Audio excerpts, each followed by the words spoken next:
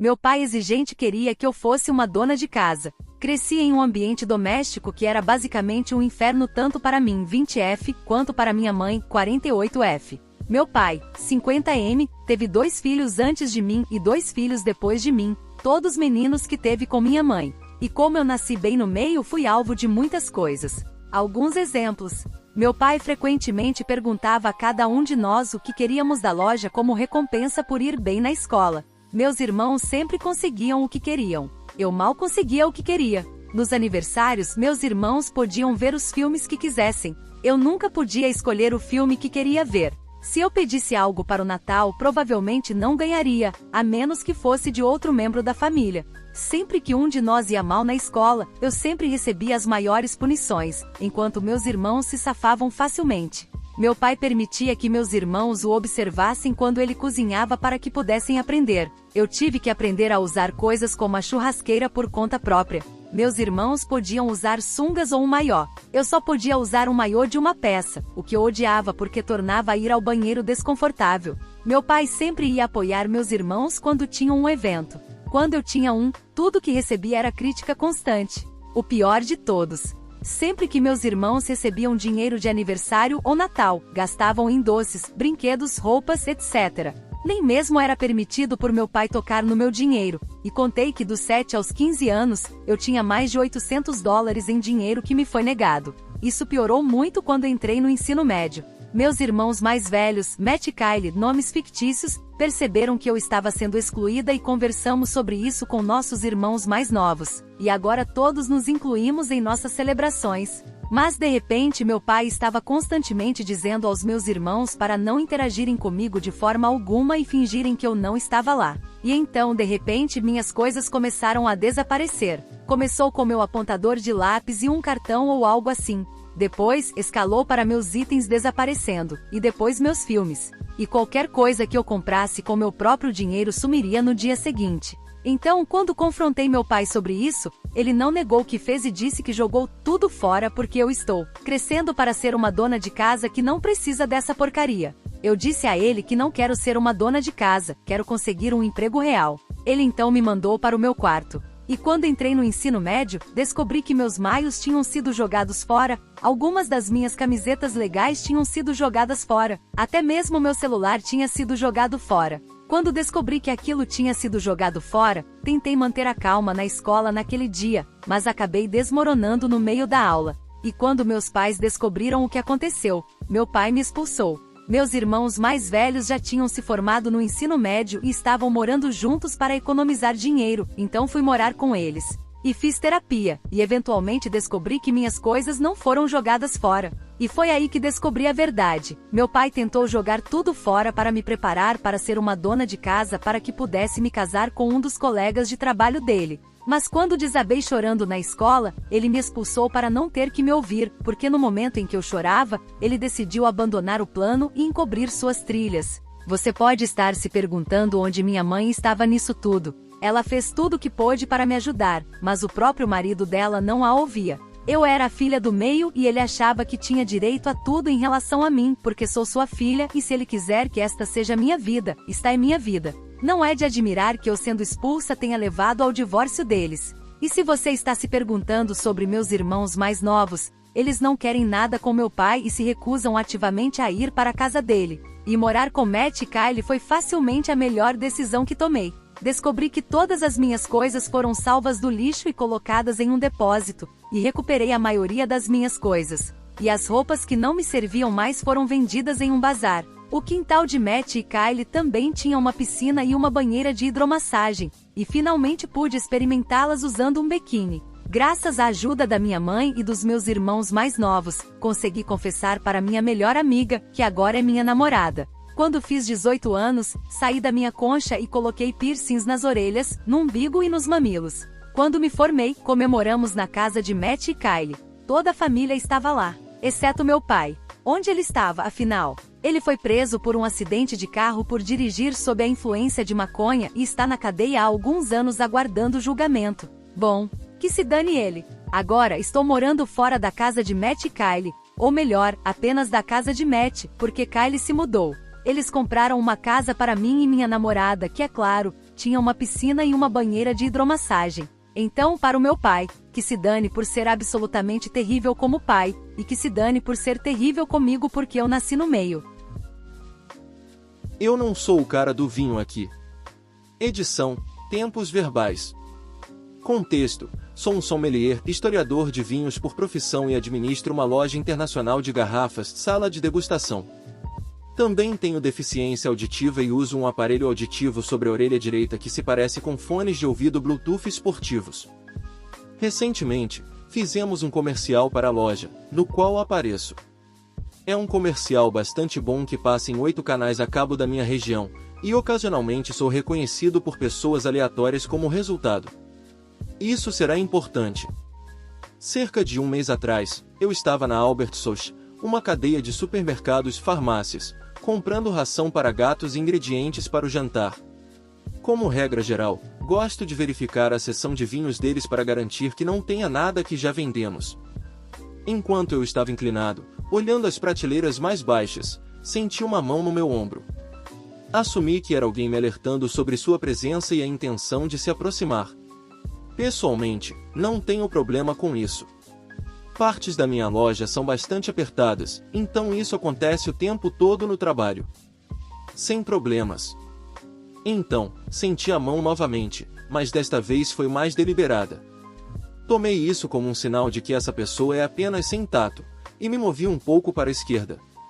Então, senti um toque bastante agressivo no meu aparelho auditivo, que estalou um pouco e me assustou, então pulei e virei para encarar meu antagonista. Quem era essa pessoa rude e irritante? Uma mulher loira, baixa, na faixa dos 30 anos, usando um conjunto que definitivamente custava mais do que eu pago de aluguel. Se o nome dela não for Tiffany, com certeza deveria ser, e é assim que a chamarei daqui para frente. E a voz dela? Você conhece aquele sketch do SNL em que Pedro Pascal sai de um coma e fala como uma garota do Vale em relaxantes musculares? Imagine isso, mas sem eloquência e sofisticação. Tiffany. Oi! Eu, Sim. Tiffany, onde posso encontrar o Josh Rosé? Custa $10 a garrafa, de uma porcaria completa. Eu, não tenho certeza. Eu não trabalho aqui. Tiffany, mas te vi na TV. Você é o cara do vinho. Eu, sim, sou eu, mas na verdade não sei muito sobre o layout desta loja. É bem diferente da minha. Desculpe. Tiffany, você pelo menos deveria saber onde está o rosé.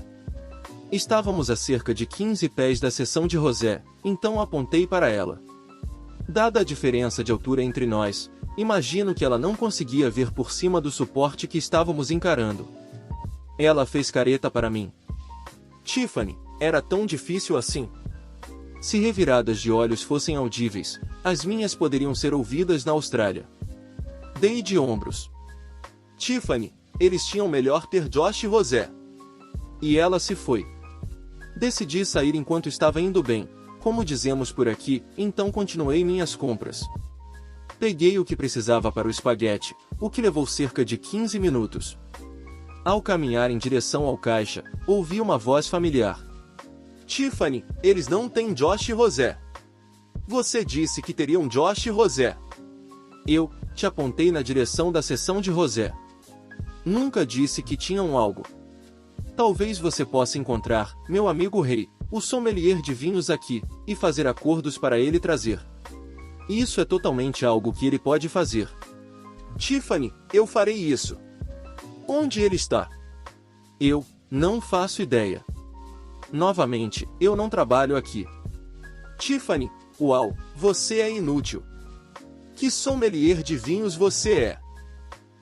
Na verdade, eu não vendo nada disso, então não posso te dizer muito além do rótulo e uma descrição geral da geografia e clima da área em que é produzido.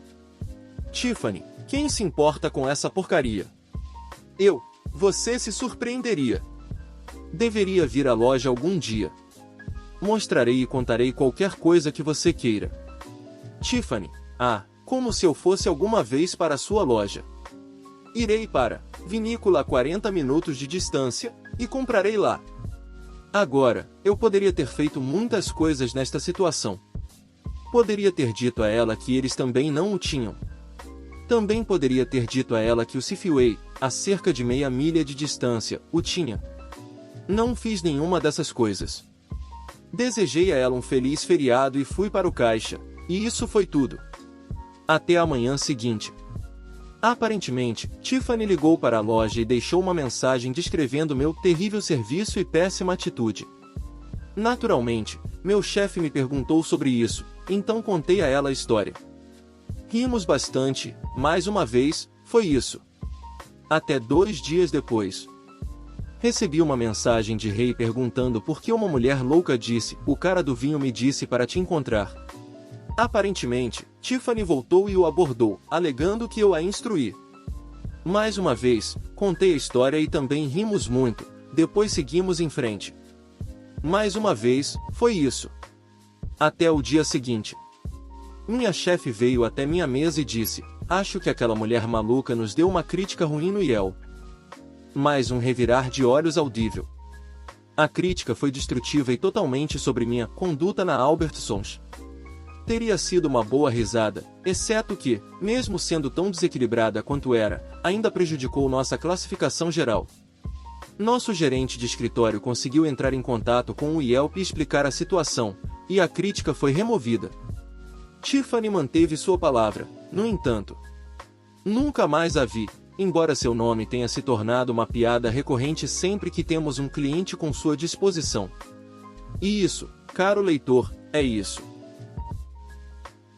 Eu não sei onde estão as baterias de telefone. Avisos, no celular, falante não nativo de inglês. Feliz 2024, Redditors. Eu não sei como vocês começaram o ano novo, mas o meu começou com algo diretamente deste sub. Na quarta-feira passada, fui fazer algumas compras, precisávamos de mantimentos e minha mãe precisava de um aquecedor novo. Eu, lamentavelmente, decidi matar 2 coelhos com uma cajadada só e fui a uma grande loja que tem tanto mantimentos quanto coisas para casa, como aquecedores, TVs, churrasqueiras, etc. Eu estava de calça de moletom preta e blusa vermelha, os funcionários usam calças azuis, com camisas azuis com letras amarelas. Peguei um carrinho e fui primeiro para a seção de mantimentos, onde me perguntaram 3 vezes diferentes se eu trabalhava lá, todas as vezes foram muito respeitosas e apenas pedindo ajuda, o que, em 2 dos 3 casos, eu pude fornecer. Terminando as compras, fui para a parte da loja que lidava com as outras coisas que mencionei. Foi lá que tive o encontro que levou a este post. Eu estava olhando os aquecedores disponíveis, com meu carrinho de escada de mantimentos ao meu lado, quando um senhor mais velho veio até mim com um pacote de pilhas AA, SG a partir de Senhor das Pilhas. SG, estas servem para um telefone? Ele perguntou-me mostrando as pilhas. Eu, provavelmente não. Você precisará de pilhas recarregáveis para isso. SG, ok. Vá buscar algumas para mim. Eu estarei bem aqui. Eu, não. SG, irritado por quê? Eu, porque eu não sei onde estão as pilhas e B, mesmo que soubesse, eu não iria buscá-las para você.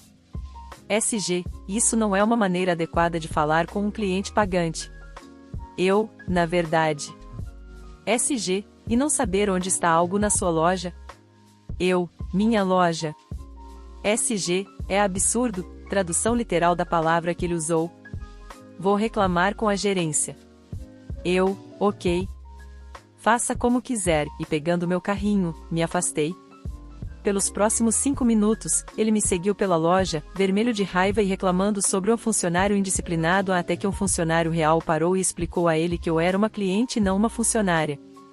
O que aparentemente não fez sentido em sua mente, porque da última vez que o vi, estava totalmente confuso.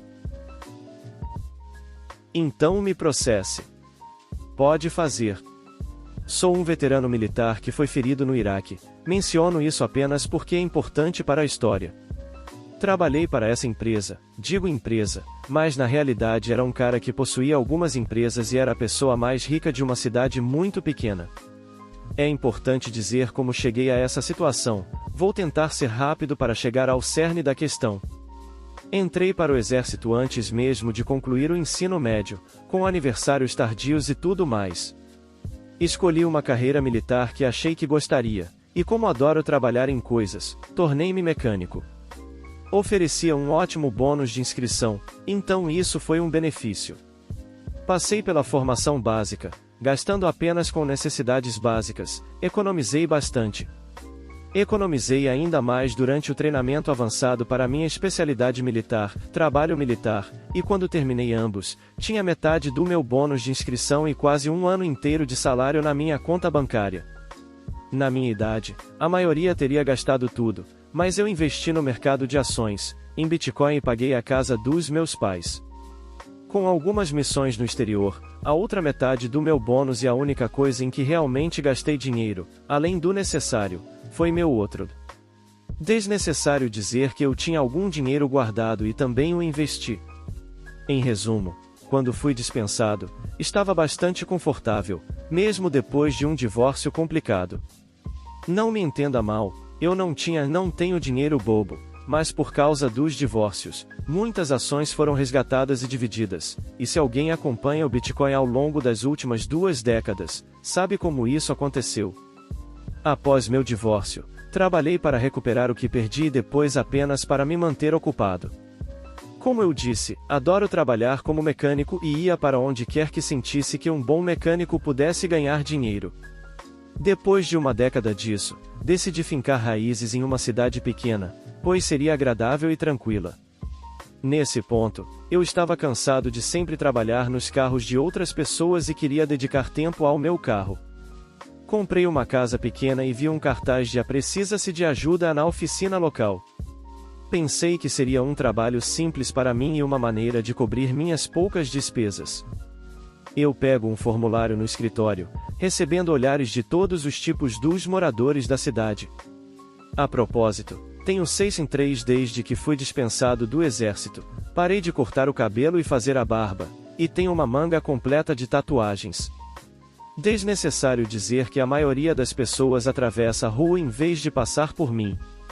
Quando fui entregar meu formulário para, vamos chamá-la de Sui, a contadora, ela me fez algumas perguntas, percebeu que eu marquei como veterano e colocou um AYA no meu formulário. Mais tarde naquele dia, Sui me liga e pergunta se eu poderia voltar para conhecer o dono, vamos chamá-lo de Peter. Eu concordo, e Sui diz que Peter estará lá em 1 hora, então se eu aparecer, poderemos conversar sobre a posição. Eu chego, e os olhos de Peter se arregalam à primeira vista, mas começamos a conversar e meu charme do Sul o conquista. Ele me joga um calendário que ele fez de sua coleção de carros e me pede para nomear aqueles que reconheço. Havia alguns Mustangs, um Ford GT, um Bricklin SV1, um Jude, um Demon, uma Pantera e um MXT. Ele ficou impressionado que eu sabia o que era o SV1, e conversamos sobre carros por um tempo. Ele me ofereceu a posição e explicou que eu receberia $100 por dia, trabalharia de segunda a sábado das 8 horas às 18 horas, sem horas extras, mas receberia o salário integral mesmo se fechássemos a loja mais cedo por algum motivo, e comeria quando pudesse. Eu teria folga todos os domingos e um dia extra durante a semana. Ótimo começo, e trabalhei talvez 1 ano sem problemas. Peter me pergunta se eu poderia ajudá-lo sendo um trabalhador substituto para suas outras oficinas em cidades vizinhas. Ele diz que me pagaria $20 todos os dias para despesas de viagem e basicamente eu cobriria para que os caras pudessem folgar nas outras lojas. Eu concordei e fiz isso por cerca de 1 ano, então o desastre acontece. Peter conhece Karen e se apaixona loucamente. Em 1 mês, eles se casam, e ele começa a apoiá-la em seu problema com jogos de azar. Aqui é quando todos os problemas começam. Em 1 semana, percebo que meu salário foi apenas de $250 e pergunto sobre isso. Sui me diz que aparentemente houve algumas mudanças e eu deveria realmente falar com Peter sobre isso. Sem problema, eu ligo para Peter e peço para conversarmos sobre algumas coisas. Ele aparece com Karen a reboque. Quando perguntei por que meu salário estava curto, ele me diz que foi por causa do mau tempo e o fato de fecharmos mais cedo afetou o negócio. Eu teria deixado isso para lá porque Peter era uma boa pessoa, mas Karen decidiu falar. Não é muito justo para nós termos que te pagar por um dia inteiro se você não trabalha as 10 horas completas, ela disse. Eu disse que isso seria verdade se eu não estivesse em uma taxa diária negociada e se eu fosse pago por cada dia trabalhado, não por hora. É por isso que eu não recebo pagamento por 19 horas extras toda semana. Ela afirma que não é mais assim, que de agora em diante eu seria pago apenas pelas horas trabalhadas, nada mais. Ok, seja o que você quiser, Karen. Avançamos para a próxima semana. Tivemos uma semana cheia de dias muito movimentados, ficamos abertos algumas horas a mais do que o normal para atender aos clientes que esperavam. E eu abdiquei de um dos meus dias de folga para cobrir a ausência de um colega doente. Então, quando o salário que deveria ter facilmente ultrapassado os $800 foi apenas de $600, eu tinha algumas perguntas. Liguei para Peter e perguntei o que estava acontecendo, por que recebi apenas $600, e ele diz que é o que concordamos, $100 por dia. Olhei para ele com um olhar vazio e perguntei se ele se esqueceu da semana passada, e ele perguntou sobre o que era. Lembrei-o e ele apenas disse que é o que é. Ok, a essa altura, estou irritado, e é quando Karen aparece e pergunta sobre o que ele está reclamando agora. Eu olho para ela friamente e digo que trabalhei 80 horas na semana passada e vocês só me pagaram $600. Ela me olha e diz, você é um trabalhador contratado e concordou com $100 por dia, então por que pagaríamos mais que isso? Olho para Peter e pergunto se é assim que é, ele apenas diz que ouviu a moça. Fui para casa e me convenci de que estava trabalhando apenas para cobrir minhas poucas despesas, afinal, o trabalho não é tão difícil. As únicas outras opções nesta cidade pequena seriam montar galpões ou trabalhar em uma fábrica de processamento de frangos. Na semana seguinte, um dos caras com quem trabalho está sendo gritado na frente dos clientes por Karen, alegando uma violação da OSHA. Ela afirma que, como coproprietária da empresa, é responsabilidade dela garantir que todas as regulamentações da OSHA sejam cumpridas, e a suposta violação dele foi estar usando óculos de segurança com tonalidade. Agora, isso é bobagem, porque as baías ficavam de leste a oeste, com os carros entrando, os trabalhadores no topo recebiam sol durante o dia, e o trabalhador no fosso recebia à noite. Eu balanço a cabeça enquanto entro e, como um T-Rex em um filme de dinossauros, isso chama a atenção de Karen, que decide gritar para mim que tem algo a dizer, seu grandalhão, e eu apenas continuei andando. Eu disse a Sue que ela precisava ter uma conversa séria com Peter antes que a boca de Karen escrevesse cheques que ele teria que pagar, e ela diz que só cuida das contas, não a envolva. Então, esse comportamento continua por mais um ano, e finalmente chego ao meu limite. No dia em que comecei minha obediência maliciosa, estava em um humor muito ruim. Acordei com a notícia de que um bom amigo meu, responsável por minha sobrevivência após ser explodido no Iraque, foi morto por um motorista bêbado. Sem vontade de lidar com ninguém, aviso a oficina que ficarei no fosso o dia todo e para me deixarem em paz, esses caras têm trabalhado comigo há alguns anos e sabem que algo está errado. Nunca imaginei que este seria um dia em que precisaria lidar com Karen, pois eu estava trabalhando na oficina mais distante da loja principal e na direção oposta dos cassinos. Mas eu não tive tanta sorte, ou talvez eu tenha tido. Peter e Karen aparecem, e ela entra no fosso gritando, Peter, venha ver essa bagunça. Não faço ideia do que ela está falando, porque eu sempre mantive o fosso impecável e limpo enquanto trabalhava, enquanto muitos outros só limpavam no final do dia. A reclamação dela era sobre cerca de 50 dos filtros de óleo mais comuns que usaríamos em um dia, empilhados nos meus tambores de resíduos para fácil acesso, para que eu não precisasse esperar os caras mais experientes me entregarem os filtros. Eu fazia isso o tempo todo, e Peter sabia disso e nunca se importou antes. Ele desce, olha ao redor e me diz como se estivesse falando com um adolescente, e limpe essa pocilga. Eu balanço a cabeça e digo que hoje não é o dia, Peter, continue e leve-a com você. Isso aparentemente enfureceu Karen, que, é claro, pensou que era a maior falta de respeito para ela e Peter. Ele me diz que, se eu não gostar, estou livre para sair, então eu saí. Não se assuste, essa história ainda não acabou, isso foi apenas o primeiro flap das asas da borboleta que desencadeou uma tempestade colossal. No dia seguinte, Peter me chama e pede para passar pela loja principal no caminho para casa. Eu penso que ele vai se desculpar pelo dia anterior, imaginando que um dos outros caras pode ter lhe dito porque eu estava tão nervoso. Não era isso que se tratava. Peter me chamou para me informar que, pelos próximos 6 meses, eu estaria em um período de prova por minhas ações e durante esses 6 meses eu só receberia $50 por dia, e não receberia os habituais $20 por dia que eu recebia para dirigir até as outras lojas. Pergunto se ele está falando sério sobre isso e se ele realmente considerou o que estava fazendo. Foi quando Peter mostrou suas verdadeiras cores.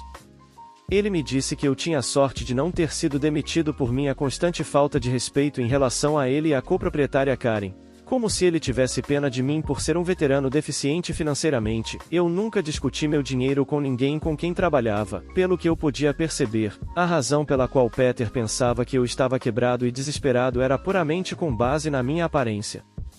Se não fosse por isso, ele teria me demitido há muito tempo. Algo dentro de mim quebrou, e eu comecei a rir. Ele me perguntou o que eu achava tão engraçado, e eu, com toda a minha altura, fui até ele como um sargento instrutor prestes a dar uma lição, e disse: "Você deveria reconsiderar suas escolhas de vida e com quem escolhe fazer negócios." Peter então diz: "O que você vai fazer? Me processar ou algo assim?" Vá em frente, se acha que pode se dar ao luxo. O que você recebe do VA? Uns $1.000 por mês. Eu sei o quanto você precisa desse emprego. Esse não era meu plano, mas ativou minha obediência maliciosa e, como sempre, serei um soldado para ir à guerra.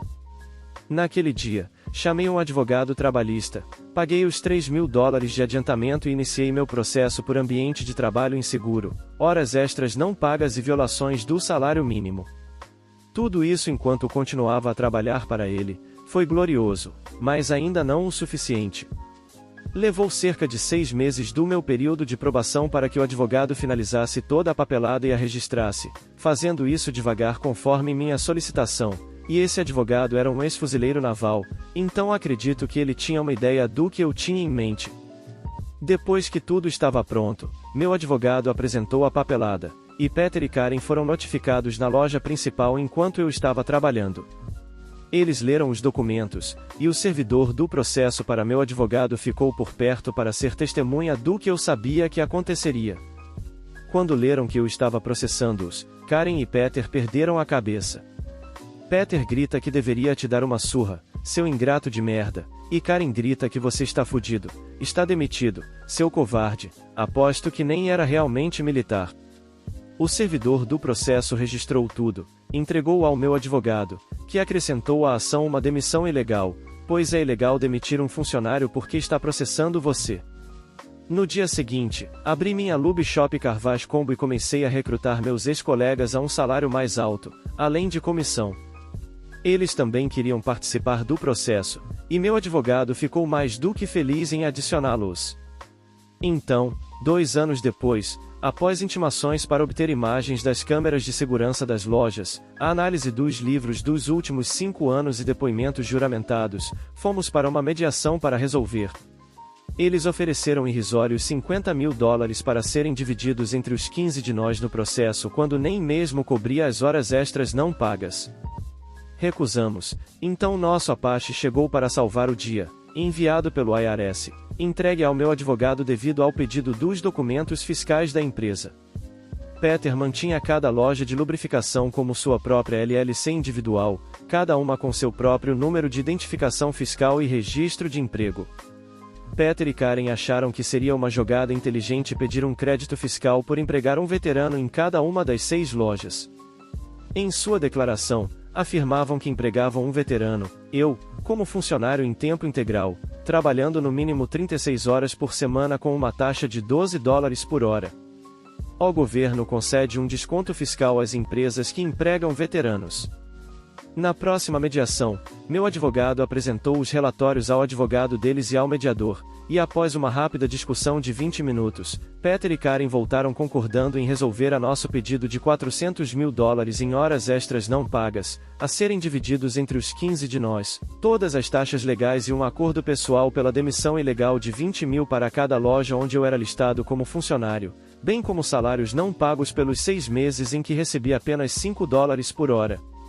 Sua única exigência foi que todos concordássemos com uma ordem de silêncio para que nada saísse da mesa de mediação. Claro, assinamos, recebemos nossos cheques e nos afastamos. Mas de alguma forma, os documentos fiscais deles foram parar nas mãos certas do IRS, e eles decidiram auditar Peter e Karen. Uma investigação foi aberta contra eles por fraude fiscal. Vendi a loja que abri para os caras que vieram e entraram no processo, cada um me pagou 8.000, e lavei as mãos disso. Coloquei minha casa à venda e me mudei para longe. Voltei cerca de 8 meses depois porque o cara que deveria cuidar do gramado aparentemente foi preso, e o quintal ficou sem cortar por alguns meses antes que a cidade me informasse que me multariam em $100 por dia até que estivesse em conformidade. Então, fui lá cortar o gramado sozinho, e enquanto estava lá, decidi verificar com meu corretor de imóveis para ver se havia algo que poderíamos fazer em relação à manutenção do quintal. E quem eu vejo além da pequena Sui, sentada bonitinha na recepção. Sui mal conseguia falar rápido o suficiente para me contar tudo o que tinha acontecido, e foi perfeito. O que eu pensava ser um Apache acabou sendo uma bomba atômica. Peter entrou com um pedido de falência para tentar não ficar falido depois de fazer um acordo para liberdade condicional por fraude fiscal e pagar uma fortuna em impostos não pagos. Karen fugiu com algum cara que conheceu em um cassino. Eu fiz 2 perguntas para Sui, se ela sabia quem denunciou a papelada tributária fraudulenta ao IRS e o que aconteceu com a coleção de carros de Peter.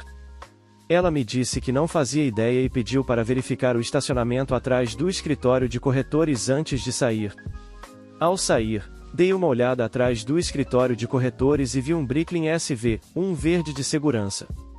Aparentemente, Peter começou a vender seus carros cedo e barato, esperando poder comprá-los de volta após entrar com o pedido de falência. Até hoje, não faço ideia de quem, se alguém, realmente entregou a papelada ao IRS. Minha teoria pessoal é que quem quer que tenha sido encarregado de compilá-la com suas reivindicações notou algo estranho e denunciou. De qualquer forma, não poderia ter acontecido com alguém mais merecedor. Obrigado por assistir até aqui. Se inscreva no canal se ainda não for inscrito e deixa seu like. Isso me motiva muito, valeu e tenha um ótimo dia.